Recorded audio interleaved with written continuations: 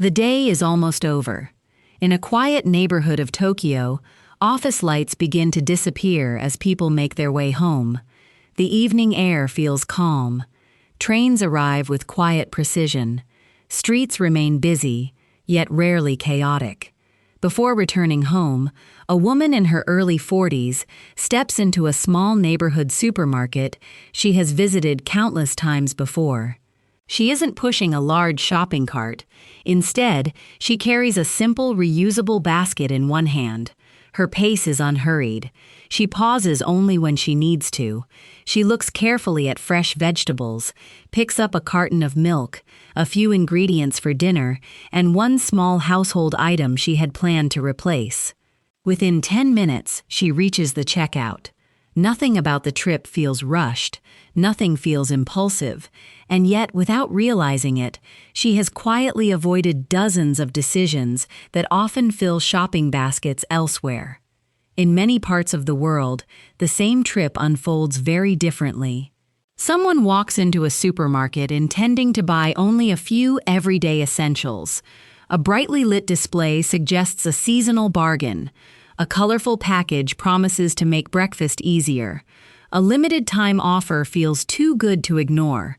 Before long, the shopping cart begins filling itself, one small decision at a time. The receipt grows longer than expected.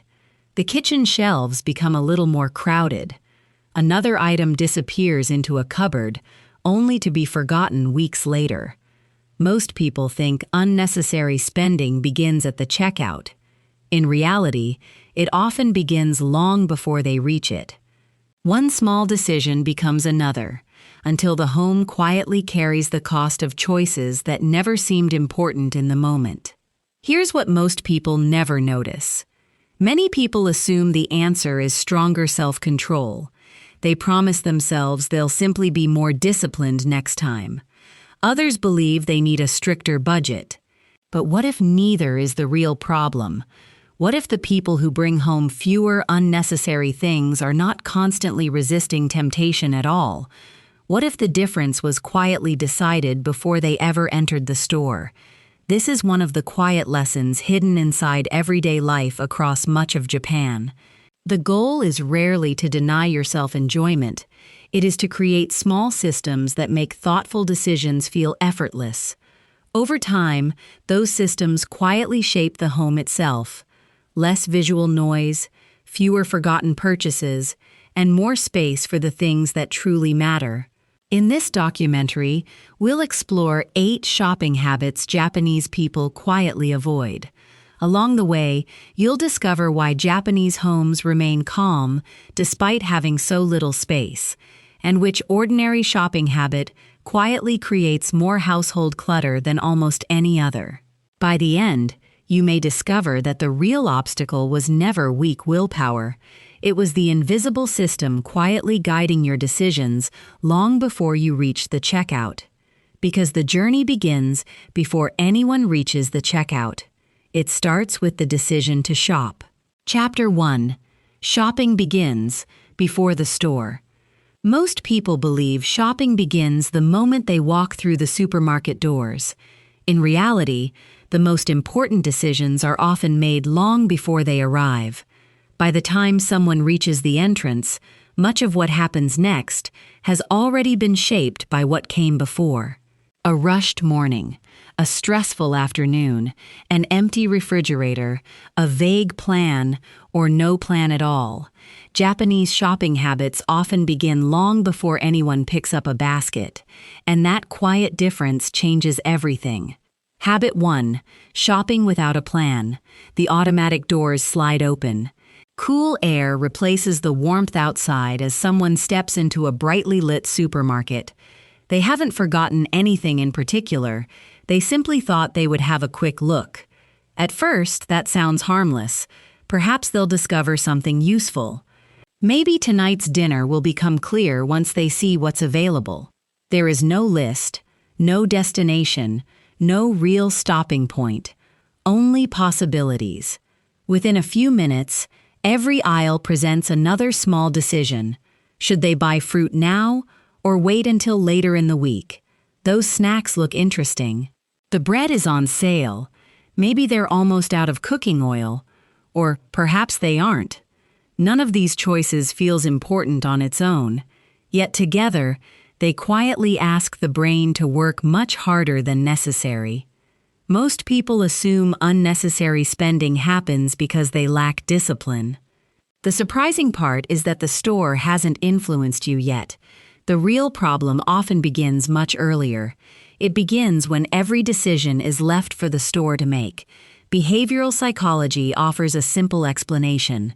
Every new choice asks the brain for a little more attention. As those choices accumulate, saying yes gradually becomes easier than saying no. Not because your discipline disappeared, but because your mental energy did. That's how decision fatigue works. It rarely announces itself. It simply makes the easier choice feel like the right one. In many Japanese households, preparation quietly removes much of this invisible work. Before leaving home, someone may spend only a minute checking the refrigerator, opening the pantry, and writing a short shopping list. The list is rarely complicated. It isn't meant to control every purchase. It simply gives the mind a destination before the journey begins. The supermarket no longer becomes a place to discover what is needed. It becomes a place to collect what has already been decided. That single shift changes the entire experience. Fewer unnecessary choices, less wandering, less second-guessing, and fewer forgotten items waiting at the back of a cupboard weeks later. A shopping list is not just a reminder. It is a way of protecting your attention before the store begins asking for it. Perhaps that's why the simplest shopping habit is also one of the most powerful. It doesn't save money by limiting your choices. It saves money by protecting the way those choices are made.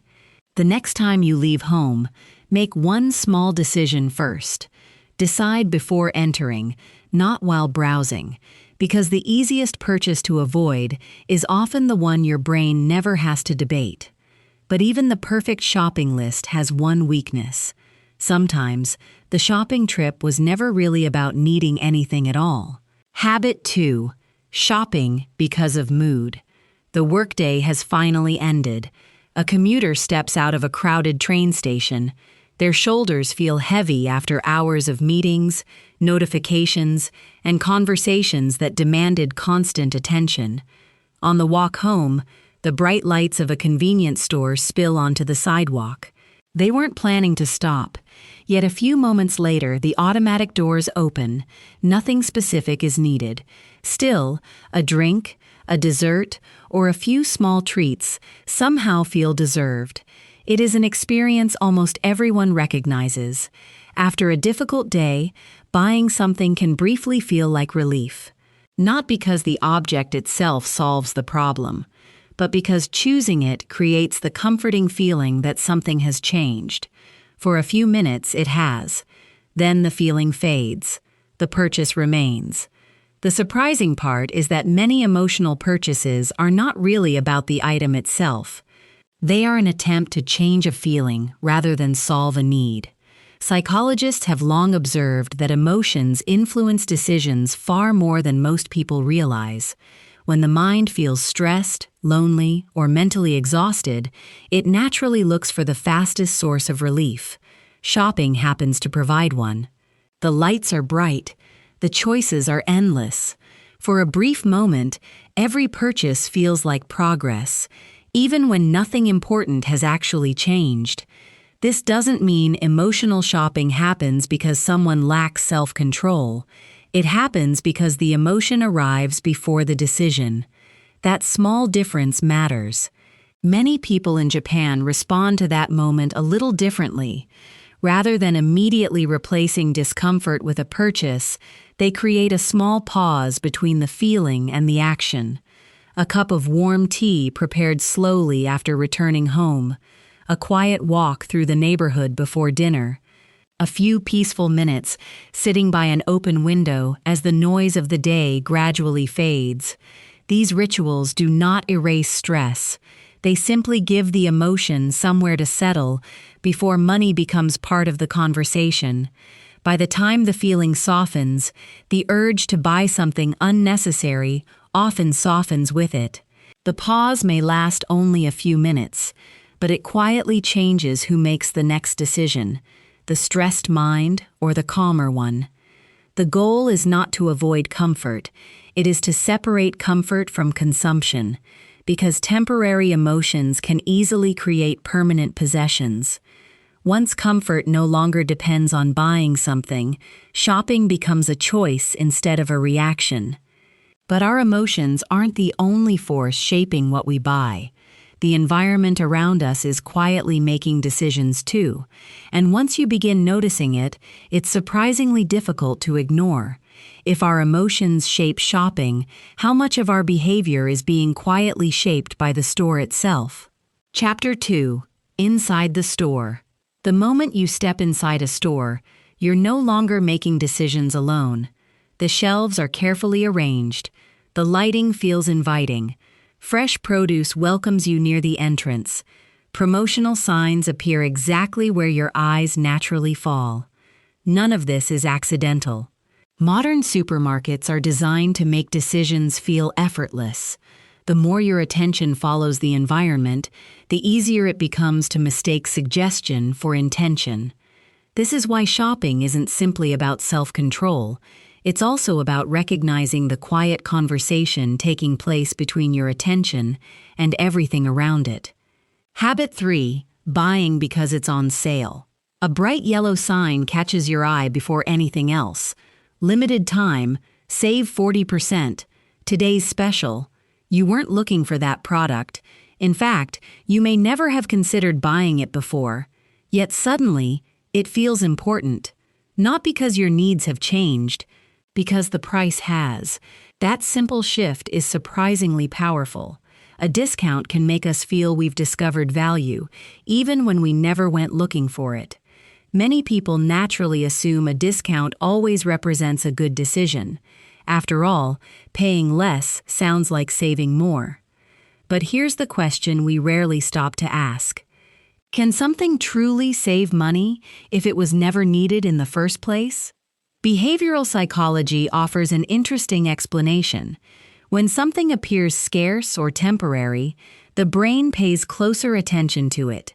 A countdown, a special offer, or a last chance label creates the feeling that waiting could become a loss. We're often reacting less to the product itself than to the fear of missing the opportunity. The product hasn't changed, only the story surrounding it has. In many Japanese households, usefulness tends to carry more weight than urgency. Rather than asking, "Will I miss this sale?" a shopper is more likely to ask, "Where will this fit into my daily life?" That single question changes the relationship with every discount. The focus quietly shifts away from price and back toward purpose. Sometimes the answer is yes. The item was already planned, already needed, and the discount simply becomes a welcome bonus. But just as often, the answer is no.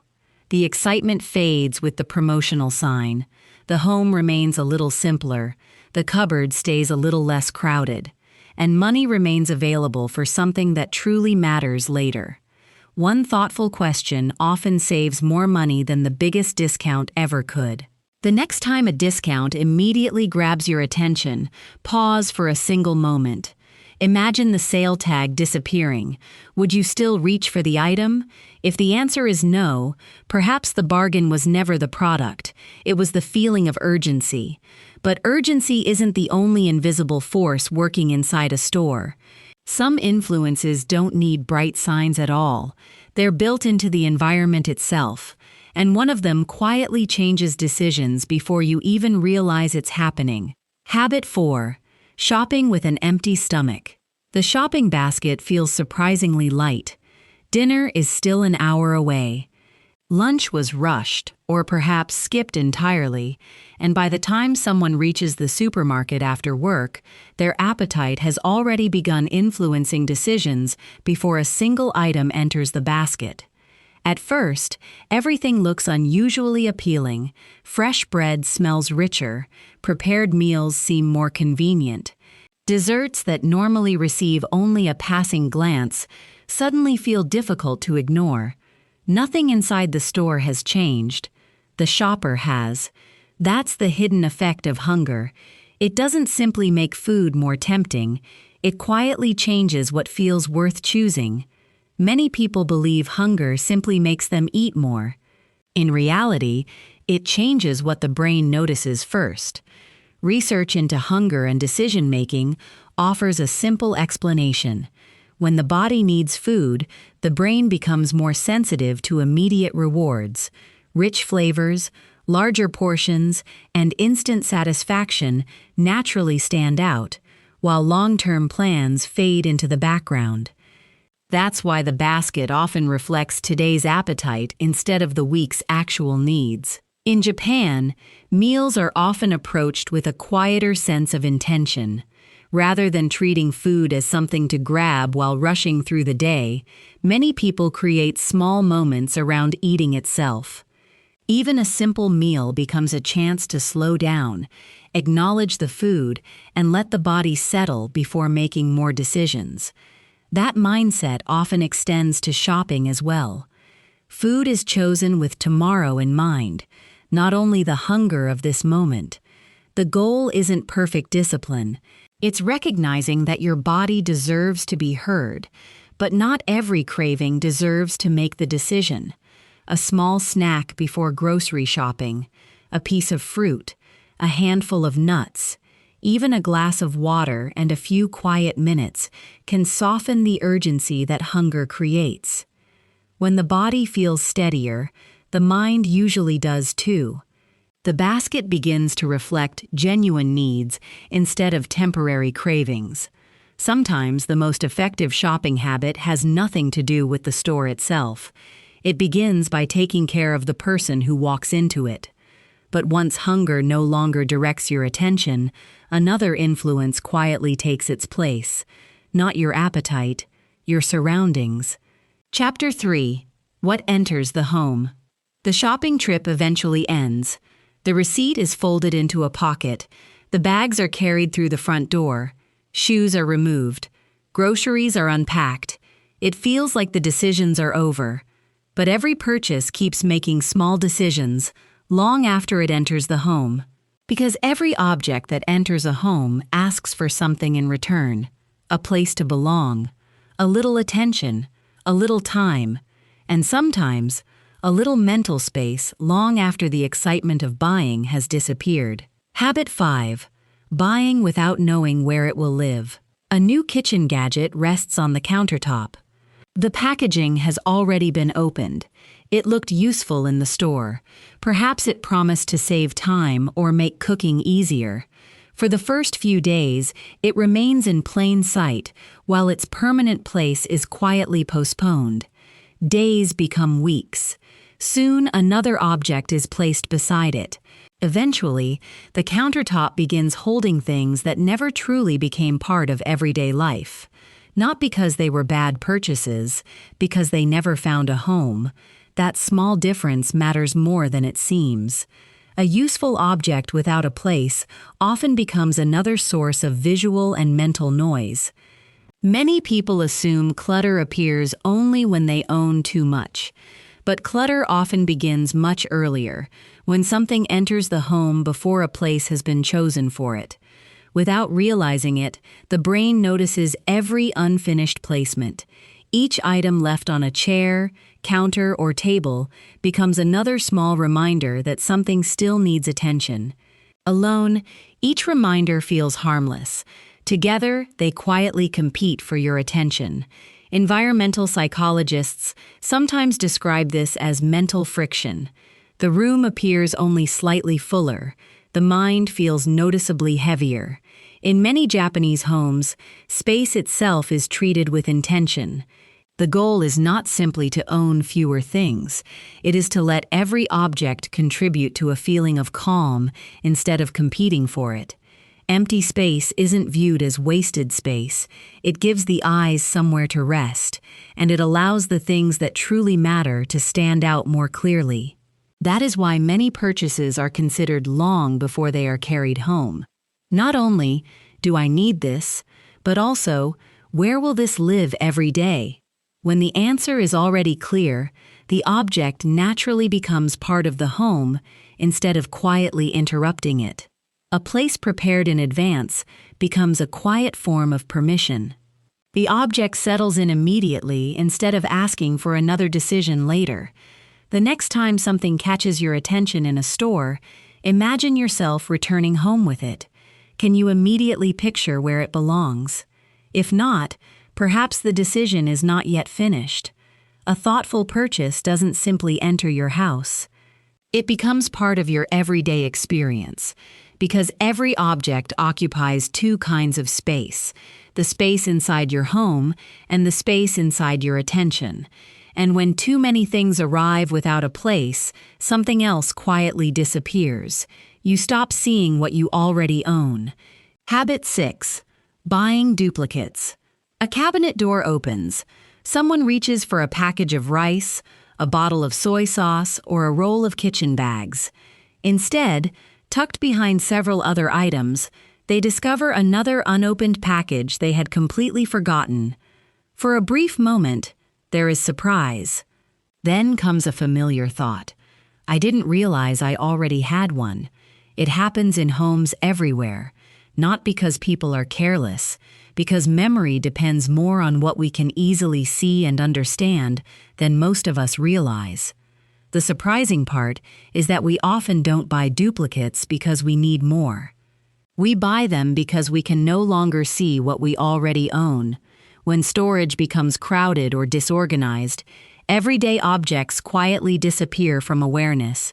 They are still inside the home, but no longer inside our attention. When something is difficult to see, the brain gradually treats it as if it were missing. The next shopping trip fills that gap with another purchase, not because something was missing, but because the brain believed it was. The duplicate isn't really a shopping mistake. It is often a storage mistake. Many Japanese homes rely on simple systems rather than complicated organization. Similar items are kept together. Shelves are arranged so everyday essentials remain visible. Cabinets are not packed until every empty space disappears. A little room is intentionally left so each object can still be recognized at a glance. The goal is not perfect organization, it is effortless remembering. When your home clearly shows you what you already have, it quietly protects you from buying what you don't need. When you know what already supports your life, you stop searching for support you already have. That small shift changes more than shopping. It changes your relationship with your home. Instead of becoming a place where forgotten purchases quietly accumulate, it becomes a place that gently reminds you of what is already enough. Perhaps that is what organization has always been about, not creating a perfectly arranged house, but creating a home where nothing useful quietly disappears from your attention. Chapter 4. Shopping as Identity. By now, the shopping habits we've explored may seem surprisingly ordinary. A list, a full stomach, a pause before buying, a place for every object. None of them appears life-changing on its own, and that's precisely the point. Lasting change rarely begins with dramatic decisions. It grows from ordinary ones repeated often enough to shape who we become. The most important shopping habits are rarely about shopping. They're about identity, because every purchase answers an invisible question. Who am I becoming? Long before we notice it, we're already answering. Habit 7. Shopping to feel like someone else. A beautifully designed notebook sits unopened on a desk. Beside it is an expensive fitness tracker that has barely been worn. A sophisticated coffee machine occupies one corner of the kitchen. In another room, a jacket waits for occasions that never seem to arrive. None of these purchases was made by mistake. Each one carried a quiet hope. Perhaps this will be the year I become more organized. Perhaps this will finally motivate me to exercise. Perhaps this will make my home feel more elegant. Most people have bought something not only for the life they live today, but for the person they imagine becoming tomorrow.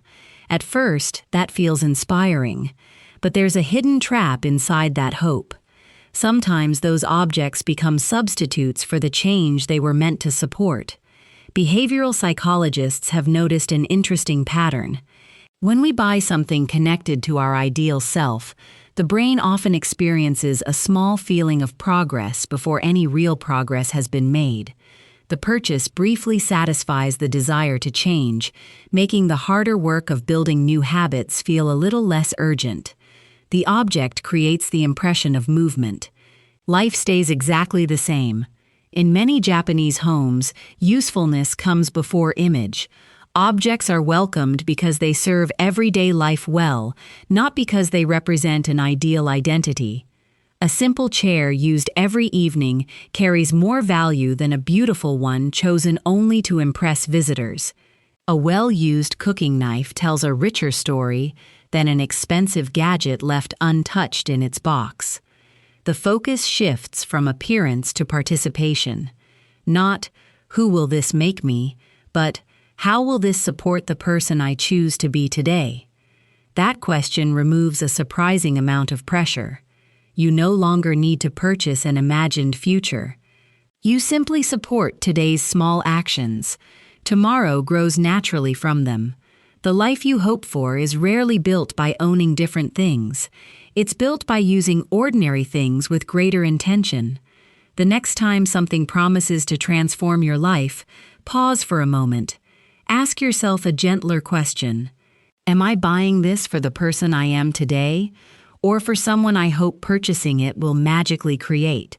Real identity rarely arrives in a shopping bag. It grows through ordinary days repeated with intention. The person you become is shaped far more by what you repeatedly do than by what you occasionally buy. And perhaps that's why the final habit has very little to do with buying at all.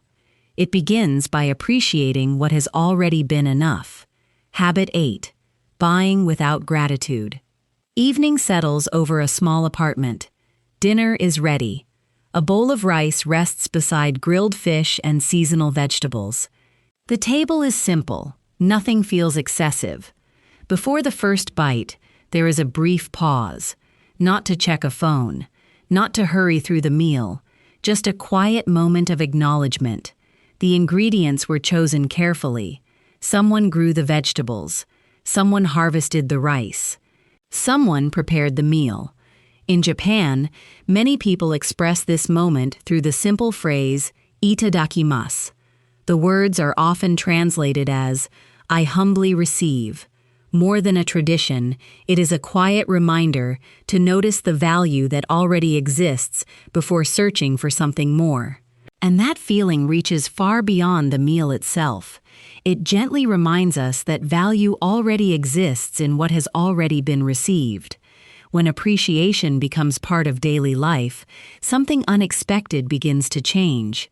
The constant search for more slowly becomes less urgent. Gratitude doesn't remove desire. It simply keeps desire from becoming endless. Psychologists have found that gratitude naturally shifts attention away from what is missing and toward what is already present.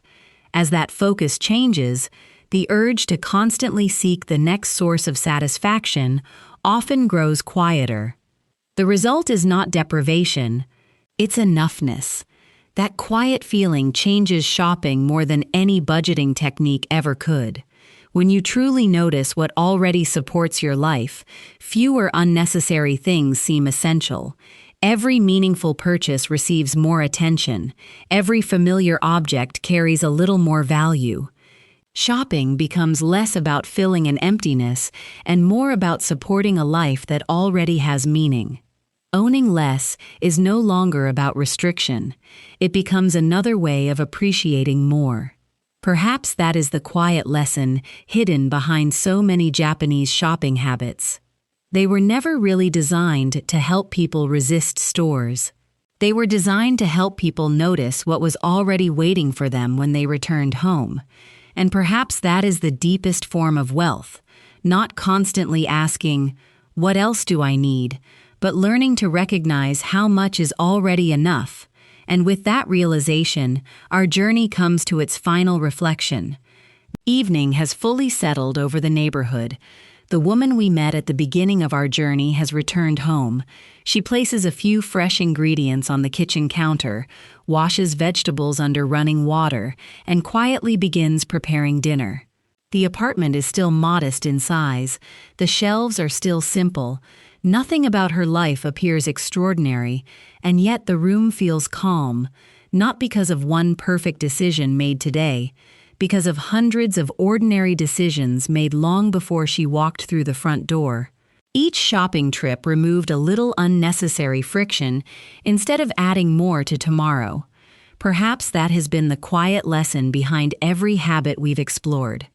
Shopping is rarely only about spending money. It shapes where our attention goes. It influences how easily we begin everyday routines. It changes how our homes feel to live in, and every unnecessary purchase asks for something tomorrow. A place to store it, time to maintain it, attention to remember it, or another decision about what to do with it. The price printed on the receipt is only the beginning. Every object continues asking for your time, space, and attention long after the payment has been forgotten. Before your next shopping trip, try one small experiment. Pause for just a moment before placing something into your basket. Ask yourself one simple question: will this make my daily life easier? Or simply make it fuller? The answer may quietly guide more decisions than you expect. In the beginning, we wondered why so many Japanese homes remain calm despite having so little space. The answer was never extraordinary discipline. It was never perfect minimalism. It was never stronger willpower. It was the quiet practice of removing the invisible friction that shapes everyday life, one small decision at a time. A calmer home is rarely created by removing everything. It's created by making room for what truly belongs.